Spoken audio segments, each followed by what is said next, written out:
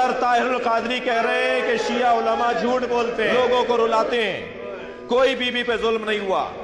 ہم نے 40 سنی عالموں کی کتابیں کھول کھول کے دکھائیں، سوشل میڈیا پر 32 منٹ کا کلپ ہمارا موجود ہے، جا کے سرچ کر لیجئے، ان بچوں کو نظر آ جائے گا۔ مجھے 1 سال گزر گیا ہے، انہی ایام میں پچھلے سال ہم نے وہ دلائل دیے تھے، اب تک کوئی جواب نہیں دے پایا۔ جواب دو ہمیں کہ تمہاری کتابیں نہیں ہیں تو کس کی کتابیں ہیں؟ ایک کتاب میں تو یہ لکھا ہے کہ اِنَّا قَدْ رَفَضَ فُلَانٌ، وہاں نام لکھا ہے، میں نام نہیں لے رہا، اِنَّا قَدْ رَفَضَ فُلَانٌ بَطْنَ فاطمہ حَتَّى اِسْقَطَتْ مُحْسِنَا، فلاں نے سیدہ پہ لات ماری۔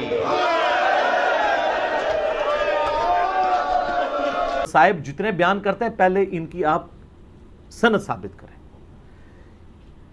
اگر آپ اس کو ڈیپ ڈگ کریں گے، دنیا کی جتنی کتابوں میں سیدنا عمر پہ یہ الزام لگایا گیا کہ وہ نعوذ باللہ حضرت فاطمہ کے قاتل ہیں، اس کی اصل ایک ہی سند ہے، ایک ہی کتاب ہے جس سے ساروں نے لی ہوئی ہے، اور وہ کتاب ہے سلیم بن قیس ہلالی کی۔ اردو میں ہم سلیم بولتے ہیں، یہ لفظ سلیم ہے عربی میں۔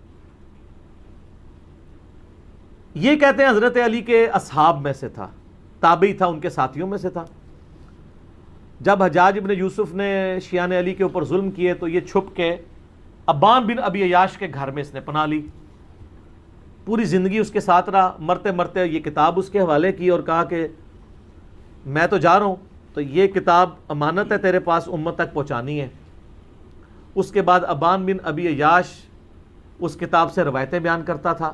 اب یہ نہیں پتا کہ یہ روایت اس کتاب میں لکھی بھی ہوئی تھی کہ نہیں، یہ وہ خود سے بیان کرتا تھا، کیونکہ ابان بن ابی عیاش خود کذاب ہے۔ کذاب بندہ اگر روایت بیان کر رہا ہو تو اس کی اتھینٹسٹی خود ہی ختم ہو جاتی ہے۔ ابان بن ابی عیاش وہ ہے جس کو صحیح مسلم کے مقدمے میں امام مسلم نے لکھا ہے کہ یہ کذاب جھوٹا راوی ہے۔ بلکہ 2 تابعین تبع تابعین آپس میں ملاقات کرتے ہیں تو اور وہ اس کو بتاتا ہے کہ میں نے جو ہے وہ 1000 سے زیادہ حدیثیں ابان بن ابی عیاش سے سنی ہیں، اور وہ کہتا ہے پھر میں نے نبی الاسلام کی خواب میں زیارت کی تو آپ نے صرف 5 یا 6 حدیثوں کی تصدیق کی، باقی سب پہ آپ نے فرمایا میری حدیثیں ہی نہیں ہیں۔ ابان بن ابی عیاش کا یہ حال ہے۔ یہ 140 ہجری میں یا 146 ہجری میں فوت ہوا ہے۔ کذاب، یہ اس نے واقعہ گھاڑ کے بیان کیا ہے۔ دنیا میں جہاں بھی آپ کو واقعہ ملے گا نا، ابان بن ابی عیاش کے حوالے سے ملے گا، اور وہ کہے گا جی مجھے جو کتاب ملی تھی سلیم بن قیس ہلالی کی، اس سے۔ اور یہ نہ سمجھیے گا یہ صرف سنی سے کہہ رہے ہیں کذاب ہے، علامہ خوئی جو ہیں اہل تشیع کے وہ بھی کذاب سمجھتے ہیں اسے، شیعہ کے نزدیک بھی جھوٹا راوی ہے، لیکن یہ سودا چونکہ وہ ذاکرین نے بیچنا تھا، اور مجھے دکھ ہے بعض علماء بھی یہ سودا بیچ رہے ہیں شیعہ کے، ان کو تو کم از کم شرم و حیا کرنی چاہیے کہ اس کی سند ثابت بھی ہے کہ نہیں۔ پہلے تو سند کے ساتھ واقعہ ثابت کریں، اگلی بات تو بعد میں ہوگی۔ جب ایک چیز ثابت ہی نہیں ہے اور آپ وہ سودا بیچ رہے ہیں اور اتنی بڑی بات کر رہے ہیں، بالکل جھوٹا واقعہ ہے یہ۔ کوئی سیدنا عمر قاتل فاطمہ نہیں ہے، ورنہ مولا علی پوری زندگی کبھی بھی کمپرومائز نہ کرتے۔ مولا علی کو یہ حدیث نہیں پتا تھی، بخاری و مسلم دونوں میں حدیث ہے، فاطمہ میرے جگر کا ٹکڑا ہے، جس نے فاطمہ کو تکلیف دی اس نے مجھے تکلیف دی، اور جس نے فاطمہ کو قتل کیا ہو مولا علی اس کے ساتھ ہوں، اور اپنی بچی کا رشتہ ام کلثوم کا اس کو دے دیں۔ اور یہ وہ چیز ہے جو شیعہ کی کتابوں میں موجود ہے۔ وہ تعویل کرتے ہیں کہ جی وہ زبردستی لیا تھا، انکاری کوئی نہیں ہے، ذاکرین انکاری ہو جائے، ذاکرین تو ہے ہی جاہل ہے نا، ان کے پاس تو علم ہے ہی نہیں ہے۔ حضرت عمر چاہتے تھے میری اہل بیت کے ساتھ نسبت کام آئے مجھے قیامت الدین، تو حضرت علی سے ان کی بچی کا رشتہ مانگا، تو اس طرح ہوتا۔